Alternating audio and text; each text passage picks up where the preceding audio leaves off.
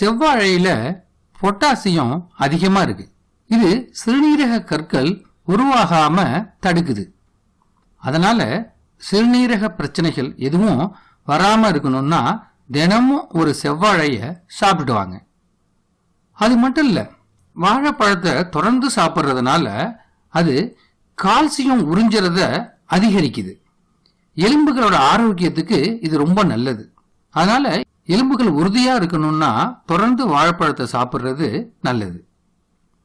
செவ்வாழையில் இருக்கிற பொட்டாசியம் நமக்கு இதய நோயிலேருந்து பாதுகாப்பு கொடுக்குது. புற்றுநோய் தாக்காம நம்ம உடம்ப பாதுகாக்குது. பொதுவா எடையை குறைக்க நினைக்கிறவங்க கலோரிகள் அதிகமா நிறைஞ்ச உணவுப் பொருட்களை எடுத்துக்க கூடாது.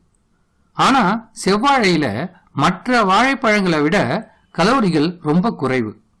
அதனால எடையை குறைக்க நினைக்கிறவங்க